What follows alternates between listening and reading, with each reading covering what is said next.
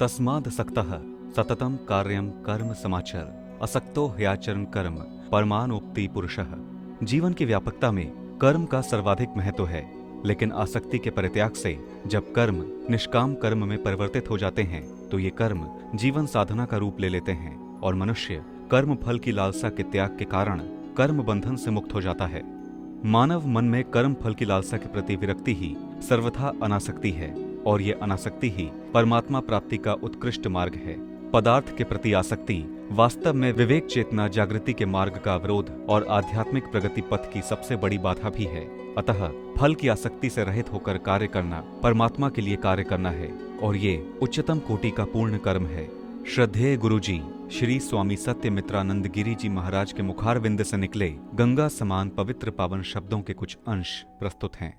आसक्ति का परित्याग करने वाला व्यक्ति बड़ा सुखी होता है। स्वामी विवेकानंद जब अमेरिका गए लगभग 112 वर्ष पूर्व, तो उन्होंने यही बात लोगों को कही कि आप दुनिया में रहिए, पर दुनिया के साथ आपका अटैचमेंट नहीं होना चाहिए। दुनिया के साथ कर्तव्य पालन करना एक अलग बात और दुनिया के साथ अटैचमेंट करना ये अलग बात। अमेरिका के तार्किक एक व्यक्ति ने कहा, महाराज बड़ी इम्प्रैक्टिकल बात आप मुझे कह रहे हैं, बड़ी अव्यावहारिक बात मुझे कह रहे हैं। जो जिसके साथ रहेगा उसके साथ तो उसकी आसक्ति हुई जाए। स्वामी विवेकानंद ने कहा तो चलो कल चलते हैं, समुद्र तट पर चलते हैं। ले गए, अमेरिकन बंधु बहनें साथे गई। तब उनने पूछा कि भाई देखो, इस नाव का, इस मोटर बोट का पानी के साथ रात दिन संबंध है, और अगर ये नाव पानी के साथ आसक्ति करे तो इस पानी को नाव के भीतर आ जाना चाहिए ना। जिज्ञासुओं ने कहा, अरे आप इतने पढ़े लिखे आदमी होकर क्या बात कर रहे हैं?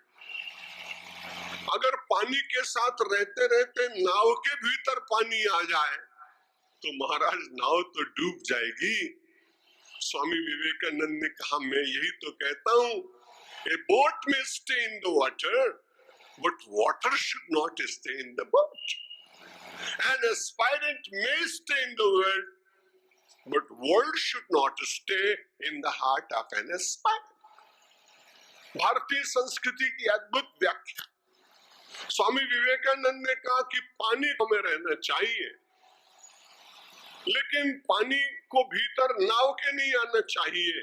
जैसे नाव के भीतर पूरा पानी समा जाए तो नाव डूब जाती है, वैसे यदि आदमी के भीतर पूरी तरह से दुनिया समा जाए तो वो भवसागर में डूब जाता है। इसलिए भवसागर से पार जाने के लिए आए कि डूबने के लिए?